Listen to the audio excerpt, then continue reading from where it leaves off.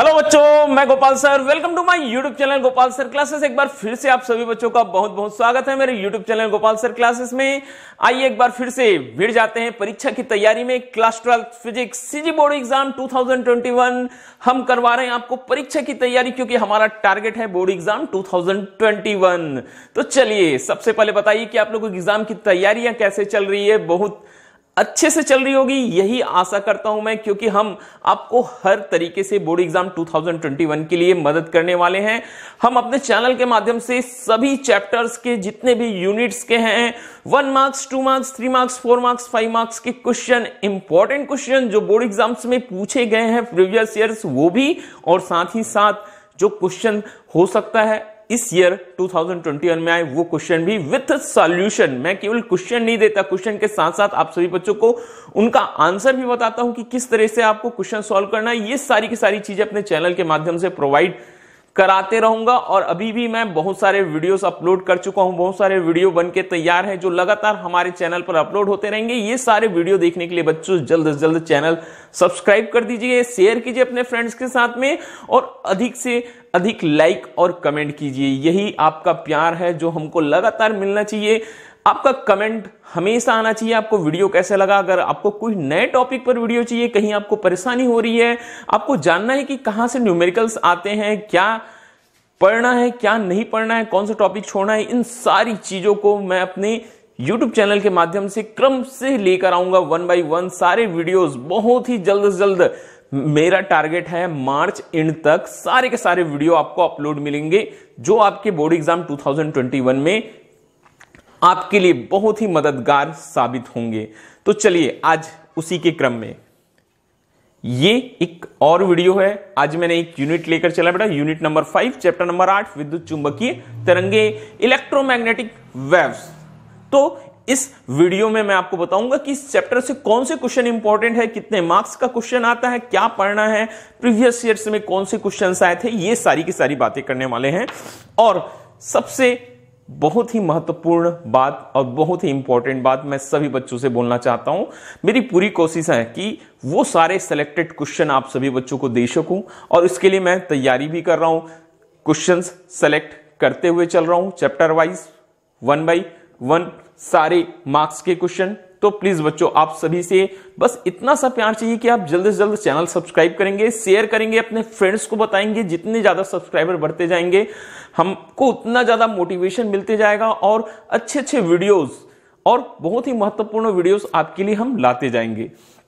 Okay बच्चों, तो चलिए आज का क्लास यूनिट 5 चैप्टर नंबर 8 विद्युत चुंबकीय तरंगे इलेक्ट्रोमैग्नेटिक वेव्स। इस अध्याय से 3 नंबर का प्रश्न आएगा और केवल एक प्रश्न आएगा। मेरे हिसाब से मैं बोलूं तो ये आपके बुक का सबसे सरल चैप्टर है, बहुत ही इंपॉर्टेंट चैप्टर है। एक क्वेश्चन 3 मार्क्स का, हर क्वेश्चन का महत्व होता है आपका परसेंट बनाने के लिए। तो ये 3 नंबर भी आपके लिए बहुत ही महत्वपूर्ण है, क्योंकि ये जो क्लास 12 है वो हमारी जिंदगी के 12 सालों का मेहनत होता है। क्लास 1 से लेकर क्लास 12 तक जितनी पढ़ाई किए सब भूल जाएंगे, केवल एक ही रिजल्ट हमको जिंदगी भर याद रहता है हमारे क्लास 12 का। इसीलिए एक एक नंबर का महत्व है, और ये यूनिट हमको देगा 3 नंबर। मैं आपको बताने वाला हूं कि कौन से क्वेश्चन हैं जो प्रीवियस ईयर में पूछे गए थे, कैसे क्वेश्चंस पूछे जाते हैं वो, और कुछ और क्वेश्चन जो मुझे लगता है कि इस ईयर पूछे जा सकते हैं। तो चलिए आज का वीडियो स्टार्ट करते हैं। मैंने चैप्टर और यूनिट का नाम बता दिया है। यहां से केवल एक ही क्वेश्चन आएगा। कितने मार्क्स का आएगा? वो 3 मार्क्स का क्वेश्चन आना है। पिछले वर्ष के प्रश्न के साथ हमारा टारगेट है बोर्ड एग्जाम 2021, और आपका टारगेट होना चाहिए हमारा चैनल सब्सक्राइब करना, शेयर करना, लाइक करना, कमेंट करना, अपना अधिक से अधिक प्यार देना।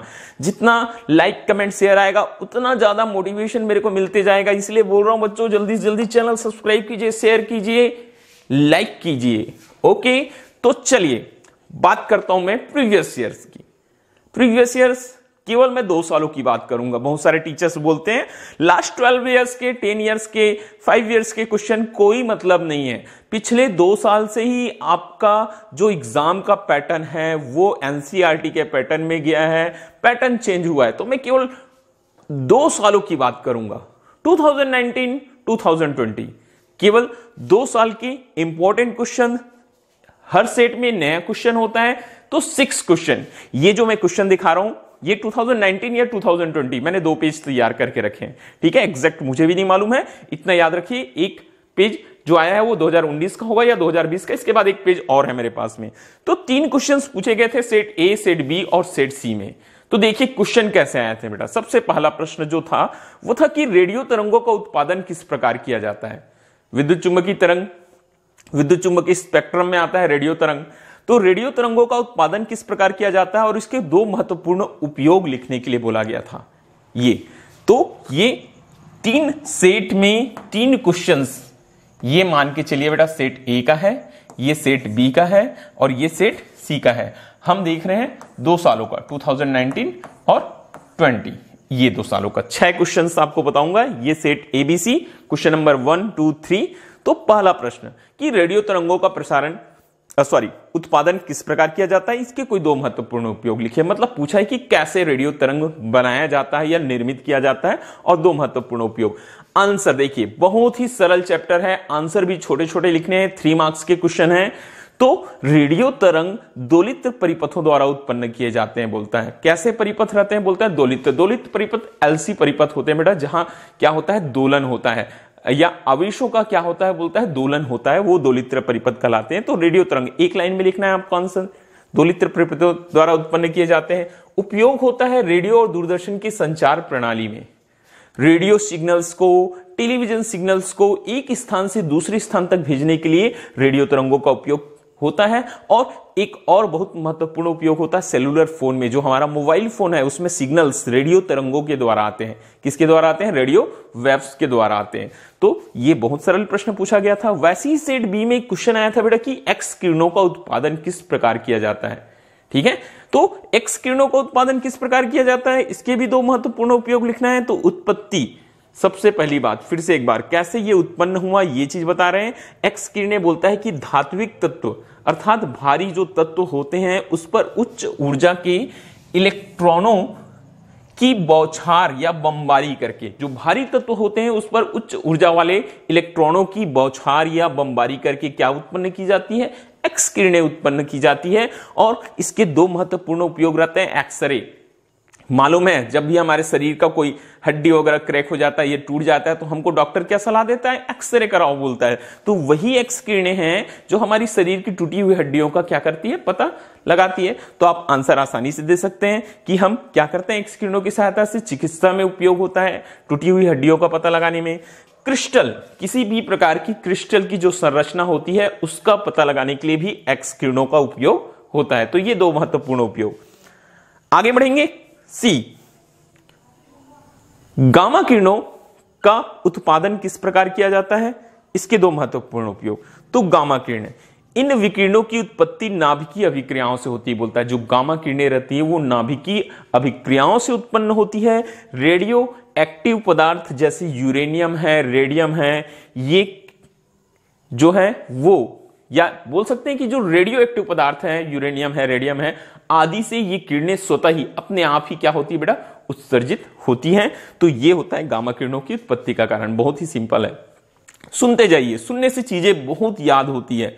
ठीक है, ये जितना हम पढ़ते हैं किसी चीज को उससे ज्यादा मुझे लगता है कि सुनना ज्यादा अच्छा होता है या फायदेमंद होता है। ठीक है, तो बताया हमने कि गामा किरणों को कैसे उत्पन्न किया जाता है? नाभिकीय अभिक्रियाओं से होती बोलता है। नाभिकीय अभिक्रियाओं में जो रेडियो एक्टिव पदार्थ यूज होते हैं, यूरेनियम, रेडियम आदि से ये किरणें स्वतः ही मतलब अपने आप ही क्या होती है? उत्सर्जित होती है। उपयोग, चिकित्सा में शरीर की अवांछित कोशिकाओं को, हमारे शरीर की कोई कोशिका बढ़ जाती है, एक्स्ट्रा हो जाती है, उसकी लेंथ बढ़ जाती है, तो उनको नष्ट करने के लिए हम गामा किरणों का उपयोग करते हैं। कौन सी किरणों का उपयोग करते हैं? हम गामा किरणों का उपयोग करते हैं।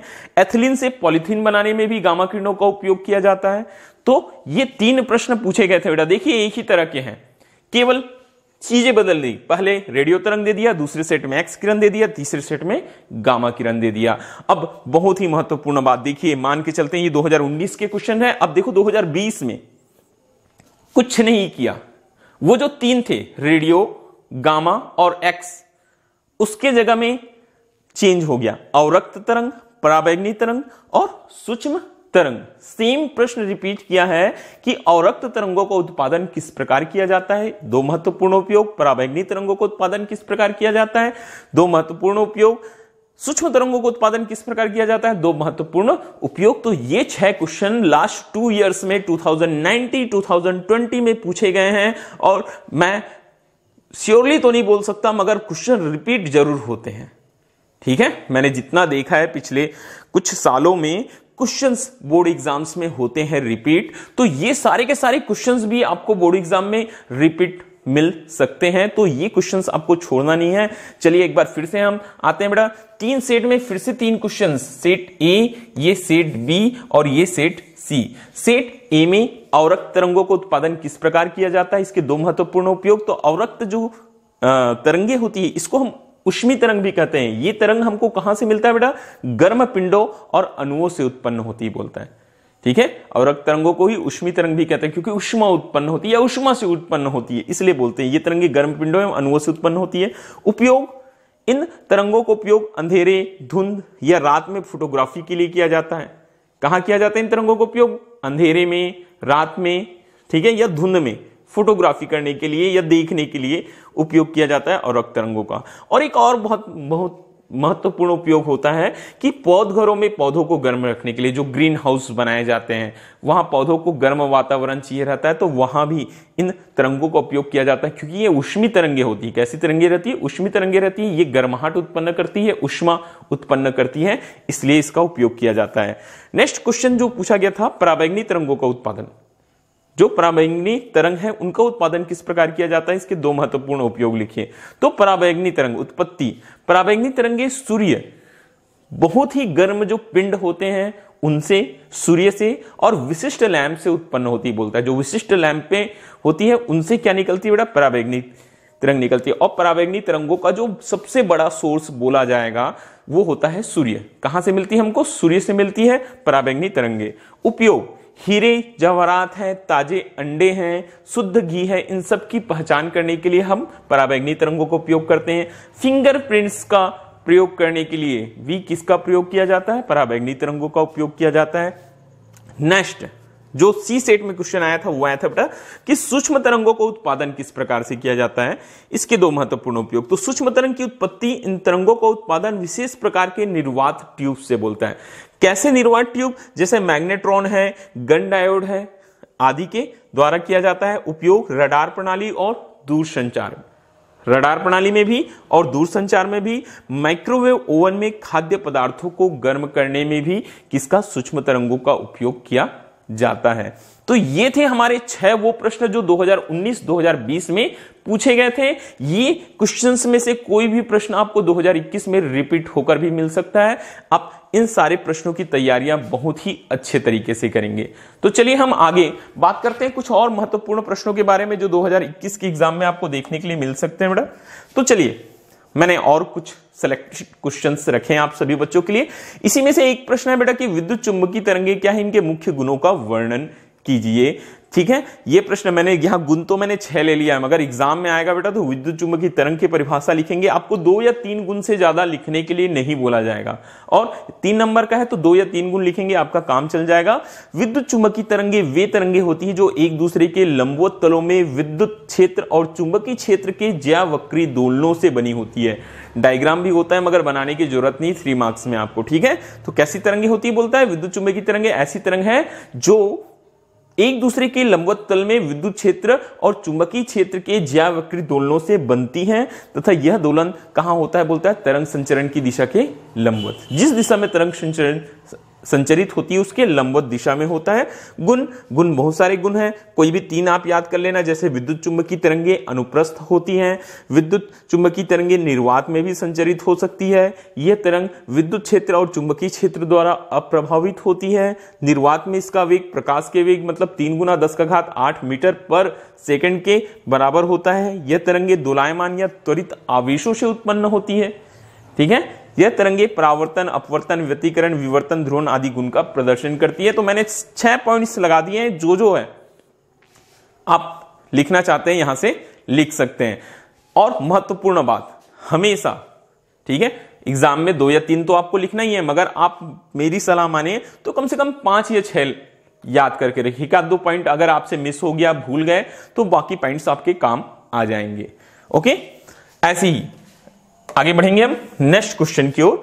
अगला क्वेश्चन जो है बेटा, विद्युत चुंबकीय स्पेक्ट्रम किसे कहते हैं? बढ़ती आवृत्ति के क्रम में विद्युत चुंबकीय तरंगों के नाम लिखिए। ये भी जैसे विद्युत चुंबकीय तरंग वैसे विद्युत चुंबकीय स्पेक्ट्रम पूछ दिया, और कौन कौन से विद्युत चुंबकीय जो तरंग है उनका बढ़ती आवृत्ति के क्रम में हमको नाम लिखना है। तो देखिए उत्तर में क्या लिखेंगे बेटा, विद्युत चुंबकीय स्पेक्ट्रम विभिन्न विद्युत चुंबकीय तरंगों को उनके निजी गुणधर्म के आधार पर उनकी आवृत्ति के बढ़ते क्रम में, आवृत्ति के क्या लिखेंगे बेटा, यहां बढ़ते लिखने भूल गए हम, यहां आवृत्ति के बढ़ते क्रम में वर्गीकृत किया गया है। इस वर्गीकरण को ही विद्युत चुंबकीय स्पेक्ट्रम कहते हैं। मतलब ये हुआ कि विद्युत चुंबकीय स्पेक्ट्रम जो है वो विद्युत चुंबकीय तरंगों का समूह है जो उसकी बढ़ती आवृत्ति के क्रम में लिखा गया है। ठीक है, और इस प्रकार से लिखते हैं। सबसे पहले आता है बेटा रेडियो तरंग, मतलब रेडियो तरंग की आवृत्ति सबसे कम होती है। आगे बढ़ते जाएंगे सूक्ष्म तरंग, अवरक्त तरंग, दृश्य तरंग, प्रकाश तरंग, पराबैंगनी तरंग, एक्स किरण और गामा किरण। ओके, तो ये 7 जो है विद्युत चुंबकीय तरंग आपको याद रखना है। कैसे? उनकी बढ़ती आवृत्ति के क्रम में, कम से ज्यादा की ओर। ओके, ये भी महत्वपूर्ण प्रश्न है 3 नंबर में। एक इस तरह से भी प्रश्न आपको मिल सकता है कि निम्न के कारण लिखिए। 3 छोटे छोटे क्वेश्चन दे सकता है 1-1 मार्क्स के, तीनों में 1-1 मार्क्स इक्वल डिवाइड कर देगा बेटा। और इस तरह से भी प्रश्न दे सकता है आपको। देखिए कैसे बोला गया है, यहां 3 क्वेश्चंस पूछे गए हैं और तीनों का कारण लिखने बोला गया है। सबसे पहला प्रश्न में देखिए क्या बोलता है बेटा, फोटोग्राफी के अंध कक्ष में, जो फोटोग्राफी के लिए अंधेरा कक्ष जो यूज किया जाता है, लाल प्रकाश का उपयोग किया जाता है। रीजन, क्योंकि लाल प्रकाश की कम ऊर्जा वाले फोटॉन फोटोग्राफिक फिल्मों को कम प्रभावित करते हैं। जो फोटोग्राफिक जो फिल्म होती है, जो प्लेटें होती है, उसको लाल रंग जो रहता है वो कम प्रभावित करता है। इसलिए फोटोग्राफी के अंधेरे कक्ष में किसका प्रयोग किया जाता है? बोलता है बेटा लाल रंग का प्रयोग किया जाता है। तो रीजन पूछेगा, आपको इस तरह से आंसर देना है एक एक लाइन में। पराबैंगनी प्रकाश उत्सर्जित करने वाले लैंप के बल्ब क्वार्ट्ज के बनाए जाते हैं। जो पराबैंगनी प्रकाश उत्सर्जित करता है उनके जो लैंप्स हैं वो उनके बल्ब कैसे बनाए जाते हैं? बोलता है क्वार्ट्ज के। रीजन, क्योंकि पराबैंगनी किरणें क्वार्ट्ज में से गुजर जाती है किंतु कांच में से नहीं। ठीक है, जो पराबैंगनी किरणें रहती है वो क्वार्ट्ज में से गुजर जाती है किंतु कांच में से नहीं। कांच पराबैंगनी किरणों को क्या कर लेता है? बोलता है बेटा अवशोषित कर लिया जाता है। इसलिए जो लैंप के बल्ब होते हैं वो किसके बनाए जाते हैं? क्वार्ट्ज के बनाए जाते हैं। नेक्स्ट, कोहरे में संकेत के रूप में अवरक्त किरणों का उपयोग किया जाता है कोहरे के समय। ठीक है, जो है क्यों? क्योंकि तरंग दैर्ध्य बोलता है अधिक होने के कारण इनका प्रकीर्णन बहुत कम होता है। प्रकीर्णन मतलब इसका फैलाव, कौन सी किरणों का? अवरक्त किरणों का फैलाव कम होता है, जिससे इसकी वेधन क्षमता अधिक होने के कारण यह किरणें कोहरे तथा धुंध में अधिक दूरी तक क्या हो सकती है? बोलता है बेटा जा सकती है। ओके, बात समझ में आ रही? इसलिए हम अवरक्त किरणों का उपयोग कहां करते हैं? कोहरे में संकेत देने के लिए करते हैं। जब कोहरा वगैरह रहता है तो अवरक्त इंफ्रारेड रेस का उपयोग किया जाता है। रीजन साफ है, तरंग दैर्ध्य अधिक है, प्रकीर्णन कम मतलब फैलाव कम। हम इसको एक ही दिशा में बहुत अधिक दूरियों तक, लंबी दूरी तक भेज सकते हैं, क्योंकि इसकी वेधन क्षमता, मतलब जो कोहरा रहता है उसको वेधने की क्षमता, उससे पार होकर आगे जाने की क्षमता क्या होती है बेटा? अधिक होता है। तो ये क्वेश्चन भी आपको एग्जाम्स में पूछे जा सकते हैं। आगे ये भी एक प्रश्न है। अक्सर क्या होता है, जो अंतर वाले प्रश्न हैं वो सारे टीचर्स के फेवरेट क्वेश्चंस होते हैं। यहां आपको पूछ सकता है कि विद्युत चुंबकीय तरंग और ध्वनि तरंग में क्या लिखिए? अंतर लिखिए। तो मैंने कुछ पॉइंट्स यहां बना दिए बेटा। अंतर अगर आपको एग्जाम में आएगा तो 3 अंतर काफी होगा 3 मार्क्स के लिए। मैंने यहां 5 लिख दिए हैं पॉइंट्स, आप सुन सकते हैं। विद्युत चुंबकीय तरंगों तथा यांत्रिक या ध्वनि तरंग में अंतर बोलता है। तो एक तरफ मैंने जो पॉइंट्स लिए, पहले पॉइंट्स वो विद्युत चुंबकीय तरंग के हैं, दूसरी तरफ जो मैंने पॉइंट्स लिए वो ध्वनि तरंग के हैं। तो विद्युत चुंबकीय तरंगे कैसे होती है? बोलता है अनुप्रस्थ होती हैं, और ध्वनि तरंगे जो होती है वो अनुदैर्ध्य होती है। पहला अंतर ये होता है, विद्युत चुंबकीय तरंगे अनुप्रस्थ और ध्वनि तरंगे अनुदैर्ध्य। विद्युत चुंबकीय तरंग ध्रुवन का गुण दर्शाती है। अनुप्रस्थ है तो ध्रुवन का गुण दर्शाएगी, मगर जो ध्वनि तरंगे हैं वो तो अनुदैर्ध्य हैं, वो ध्रुवन का गुण प्रदर्शित नहीं करती। थर्ड पॉइंट में लिखा है बेटा विद्युत चुंबकीय तरंग की ओर, इसमें विद्युत तथा चुंबकीय क्षेत्र परस्पर लंबवत तथा तरंग गति की दिशा के लंबवत कंपन करते हैं, जो परिभाषा में हमने पढ़ा था। अर्थात ये तरंगे विद्युत और चुंबकीय क्षेत्रों के दोलन से उत्पन्न होती है। कौन सी तरंगे? विद्युत चुंबकीय तरंगे। और जो ध्वनि तरंग है वहां लिखा है कि इनमें माध्यम के कण तरंग गति की दिशा में कंपन करते हैं, मतलब ये तरंगे माध्यम के कणों के दोलनों से उत्पन्न होती है, या बोल सकते हैं कि समांतर कंपन करते हैं। ठीक है। चौथा, विद्युत चुंबकीय तरंगों की चाल बहुत अधिक होती है, निर्वात में 3 × 10⁸ मीटर पर सेकंड होती है बोलता है, जबकि ध्वनि तरंग की चाल अपेक्षाकृत बहुत कम होती है, वायु में 0 डिग्री सेल्सियस पर 320 मीटर पर सेकंड होती है। आप सिंपली ये मान याद नहीं रखना है, आप ऐसे बता सकते हैं कि विद्युत चुंबकीय तरंगों की चाल बहुत अधिक होती है, वो प्रकाश की चाल से कहीं भी चल सकती है, और उनकी तुलना में ध्वनि तरंगों की चाल कैसी होती है? बहुत ही कम होती है। आगे 5वां पॉइंट में लिखा है कि विद्युत चुंबकीय तरंग को संचरण के लिए भौतिक माध्यम की आवश्यकता नहीं होती, ये कहीं भी निर्वात में भी चल सकती है, इनको किसी भी फिजिकल मीडियम की जरूरत नहीं पड़ती, जैसे हवा है, गैस, किसी भी प्रकार की गैस, मतलब वो तो हवा ही हो गया, कोई ठोस पदार्थ है या द्रव है, ऐसे माध्यम की जरूरत नहीं पड़ती। किसको? विद्युत चुंबकीय तरंगों को। जबकि ध्वनि तरंगों को चलने के लिए एक भौतिक माध्यम की आवश्यकता होती है, ये तरंगे निर्वात में गमन नहीं कर सकती। तो ये कुछ पॉइंट्स जो मैंने लगा के रखा हुआ है वो याद रखना। ये प्रश्न भी आपको एग्जाम में आ सकता है कि आप विद्युत चुंबकीय तरंग और ध्वनि तरंगों में क्या लिखिए बेटा? अंतर लिखिए। आगे बढ़ेंगे यहीं से हम नेक्स्ट क्वेश्चन की ओर। अगला प्रश्न जो इंपॉर्टेंट प्रश्न है, और अक्सर ये प्रश्न हम छोटे क्लासेस से पढ़ते हुए आते हैं, यहां भी दिया हुआ है तो एग्जाम में आ सकता है। आपका एग्जाम में क्वेश्चन पूछ सकता है 3 मार्क्स में कि ग्रीन हाउस प्रभाव क्या है, ओजोन परत का महत्व लिखिए। ओके, तो ग्रीन हाउस प्रभाव को हो सकता है बेटा आपको 2 नंबर में दे दे, और ओजोन परत का महत्व कितने नंबर के लिए पूछ दे? 1 मार्क्स के लिए पूछ दे। तो ये क्वेश्चन भी अच्छा प्रश्न है और सरल प्रश्न है। तो ग्रीन हाउस प्रभाव में एक कांच का पौधघर होता है। कांच का क्या होता है? पौधघर मतलब कांच का एक घर होता है जिसकी दीवारें कांच की बनी रहती है, उसके अंदर पौधे रखे जाते हैं। ठीक है। और क्या होता है, जब सूर्य का प्रकाश रहता है वो आसानी से इन घरों में प्रवेश कर जाता है, और इन घर का वातावरण को क्या बना के रखता है बेटा? गर्म बना के रखता है। मगर जो वहां से परावर्तित होती है जो ऊष्मा, वो जो कांच का घर रहता है उस ऊष्मा को बाहर जाने से रोकता है। इस तरह से उस घर का वातावरण जो रहता है हमेशा गर्म बना रहता है, इसलिए हम इसे क्या कहते हैं? ग्रीन हाउस बोलते हैं। कैसा हाउस बोलते हैं? ग्रीन हाउस, क्योंकि यहां पेड़ पौधे, ऐसे पेड़ पौधे जो अधिक गर्म वातावरण में उगाए जाते हैं, उनको हम इस प्रकार के घरों में उगा सकते हैं। ठीक है। अब ग्रीन हाउस तो समझ में आ गया। ओजोन परत बता देते हैं बेटा। ओजोन परत क्या होता है? पृथ्वी को सूर्य की हानिकारक अल्ट्रावायलेट किरणों से बचाने का काम करती है। जो ओजोन परत है, मालूम है पृथ्वी के जो हमारे जो सतह है वहां से क्या है, थोड़ी ही दूर पर, ठीक है, लगभग 3 से 45 किलोमीटर के बीच में ओजोन परत पाई जाती है। और ओजोन परत हमारी पृथ्वी के लिए, हमारे जीवन के लिए बहुत ही जरूरी होती है। क्यों? क्योंकि ओजोन परत पृथ्वी को सूर्य की हानिकारक अल्ट्रावायलेट किरणों से बचाने का काम करती है। ओजोन परत के बिना जीवन संकट में पड़ सकता है, क्योंकि अल्ट्रावायलेट किरणें अगर सीधे धरती पर पहुंच जाएं तो ये मनुष्य, पेड़ पौधे और जानवरों के लिए बेहद खतरनाक हो सकते हैं। ऐसे में ओजोन परत का संरक्षण बेहद ही महत्वपूर्ण है। इसीलिए हमेशा सभी को बोला जाता है कि आप अधिक से अधिक पेड़ पौधे लगाइए, ताकि हमारा ओजोन जो परत है वो हम बचा सकें। ठीक है। ये आगे नेक्स्ट क्वेश्चन, मैंने कुछ और प्रश्न रखे हैं। ये क्वेश्चंस बेटा, ये देखो, अब मैंने जो क्वेश्चंस लिए, जैसे वहां मैंने कारण बताने वाला लिया था, वैसे ही ये प्रश्न भी 2 प्रश्न या 3 प्रश्नों के समूह में आ सकते हैं। तो ये क्वेश्चंस भी आपको अच्छे से तैयार करने हैं। यहां हमारे पास पहला क्वेश्चन मैंने जो लिया है बेटा इंपॉर्टेंट क्वेश्चन के तौर पर, ये छोटे छोटे प्रश्न है ना, मैं बता दिया हूं। ये 1 मार्क्स या 2 मार्क्स में 2 क्वेश्चन या 3 क्वेश्चन मिला के आपको दे सकते हैं। जैसे कारण वाले में 3 प्रश्न दिया था, वैसे ही बोलता है प्रकाश निर्वात में संचरित होता है किंतु ध्वनि नहीं। अभी हमने देखा प्रकाश कैसी तरंग है? विद्युत चुंबकीय तरंग है।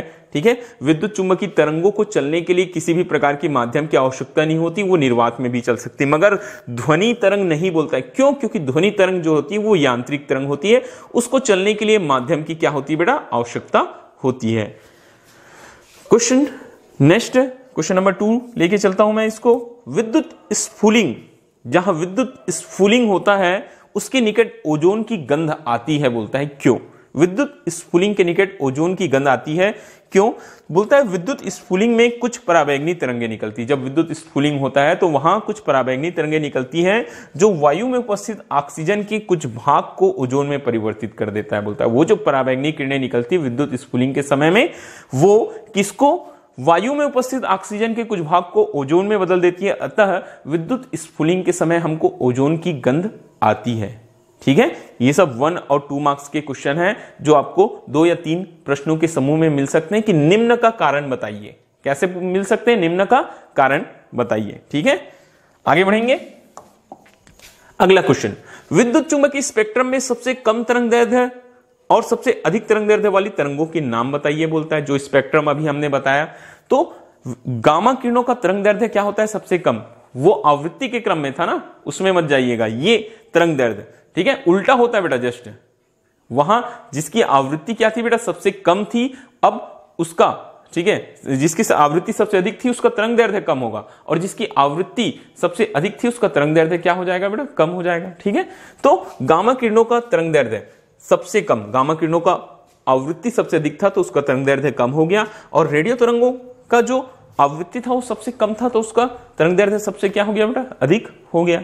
ठीक है, तो याद रखना कि गामा किरणों का तरंग दैर्ध्य सबसे कम और रेडियो तरंगों का तरंग दैर्ध्य सबसे क्या होता है? अधिक होता है। आगे, रडार प्रणाली में सूक्ष्म तरंगों का उपयोग किया जाता है। क्यों सूक्ष्म तरंगों का उपयोग रडार प्रणाली में किया जाता है? क्योंकि सूक्ष्म तरंगों का तरंग दैर्ध्य क्या होता है? बोलता है बहुत ही कम होता है, अतः यह तरंगे विवर्तित नहीं होती। विवर्तित मतलब किनारों पर जो मुड़ने की घटना होती है प्रकाश तरंगों की, उसे विवर्तन कहते हैं। तो तरंग दैर्ध्य बहुत ही कम होने के कारण यह तरंगे विवर्तित नहीं हो पाती, और बिना फैलाव के, बिना फैले संकीर्ण किरण पुंज के रूप में आगे बढ़ जाती है। इस प्रकार सूक्ष्म तरंगों को संकीर्ण किरण पुंज के रूप में किसी भी दिशा में क्या किया जा सकता है? बोलता है भेजा जा सकता है, और यही रीजन है कि रडार प्रणाली में सूक्ष्म तरंगों का उपयोग किया जाता है। बात समझ में आई? तरंग दैर्ध्य कम होता है, ये विवर्तित नहीं होती, और ये एक संकीर्ण किरण पुंज के रूप में चलती है, फैलती नहीं है, इसलिए इसको हम आसानी से एक स्थान से दूसरे स्थान तक संकीर्ण किरण पुंज के रूप में भेज सकते हैं। तो रडार प्रणाली में सूक्ष्म तरंगों का क्या किया जाता है? बोलता है बेटा उपयोग किया जाता है। ठीक है, आगे बढ़ेंगे। अवरक्त, कुछ और प्रश्न बहुत इंपॉर्टेंट। अवरक्त तरंगों के अध्ययन के लिए रॉक सॉल्ट, ठीक है, रॉक सॉल्ट की प्रिज्मों का उपयोग किया जाता है, कांच की प्रिज्मों का नहीं। बोलता है ठीक है, तो रीजन है बेटा क्योंकि कांच अवरक्त तरंगों के अधिकांश भाग को क्या कर लेता है? अवशोषित कर लेता है, तो हमको उस अध्ययन करने के लिए कुछ मिलेगा ही नहीं, अवशोषित कर लेगा। इसीलिए अवरक्त तरंगों के अध्ययन के लिए रॉक सॉल्ट के प्रिज्मों का उपयोग किया जाता है, कांच के प्रिज्मों का नहीं। रीजन लिखना, क्योंकि कांच अवरक्त तरंगों के अधिकांश भाग को क्या कर लेता है? अवशोषित कर लेता है। आगे बोलता है यदि पृथ्वी पर वायुमंडल नहीं होता तो क्या उसका पृष्ठीय ताप उतना ही रहता जितना कि अभी है? ठीक है, तो यहां रीजन है बेटा ग्रीन हाउस प्रभाव के कारण पृथ्वी से उत्सर्जित दीर्घ तरंग दैर्ध्य की अवरक्त तरंगों को वायुमंडल और बादल पृथ्वी की ओर परावर्तित कर देते हैं। जो ग्रीन हाउस प्रभाव है, जो परावर्तित होती है, जो उत्सर्जित होती है, सॉरी, तरंग दैर्ध्य की, ठीक है, बोलता है दीर्घ तरंग दैर्ध्य की अवरक्त तरंग, उसको वायुमंडल और बादल कहां भेज देता है बेटा? वापस पृथ्वी पर, जिससे हमारा पृथ्वी लगातार गर्म बना रहता है। पृथ्वी का वातावरण या पृष्ठीय ताप लगातार एक टेम्परेचर पर बना रहता है। तो बोलता है यदि वायुमंडल नहीं रहता, मतलब बादल नहीं रहते, हमारा वायुमंडल नहीं रहता, तो पृथ्वी से उत्सर्जित अवरक्त तरंगें कहां चली जाती है बेटा? आकाश में, अंतरिक्ष में चली जाती है, और पृष्ठीय ताप क्या हो जाता है? कम हो जाता। जितने भी पानी है, जितनी भी हमारा पृथ्वी है, वो बर्फ का क्या बन जाता? गोला बन जाता। इसीलिए, ठीक है, अगर वायुमंडल नहीं होता तो ताप क्या हो जाता? बहुत ही कम, ठीक है, बहुत ज्यादा कम हो जाता। इसलिए वायुमंडल का होना क्या है? बोलता है जरूरी है। तो ये कुछ इंपॉर्टेंट क्वेश्चंस थे जो आपको विद्युत चुंबकीय तरंग से क्या करना है बेटा? तैयार करना है। अगर किसी बच्चे को याद करना है ये सारे क्वेश्चंस, ठीक है, और बहुत अच्छे तरीके से आपको लिखना है, तो अगर आपको पीडीएफ चाहिए तो आप अपना नाम, अपने स्कूल का नाम लिखकर मुझे मेरे नंबर 9993198819 में व्हाट्सएप कर सकते हैं। आपका नाम, आपके स्कूल का नाम, आपका जो प्लेस है उसका नाम लिखा होना चाहिए, मैं आपको पीडीएफ प्रोवाइड करा दूंगा। ओके बच्चों, तो आप जितने भी क्वेश्चंस बताए गए हैं बहुत अच्छे से तैयार कीजिए, और हमारा चैनल सब्सक्राइब कीजिए, शेयर कीजिए और लाइक कीजिए, कमेंट कीजिए। जो भी टॉपिक पर आपको वीडियो चाहिए वो आप हमको कमेंट के द्वारा बताइए, और आगे बहुत सारे वीडियोस बोर्ड एग्जाम 2021 को लेकर आने वाले हैं। थोड़ा सा मेरा जो फिटनेस था, जो फिजिकल फिटनेस था उतना अच्छा नहीं था, इसलिए थोड़ा वीडियो अभी लेट हो गया। अब रेगुलरली मैं वीडियो अपलोड करते रहूंगा। Okay, thank you.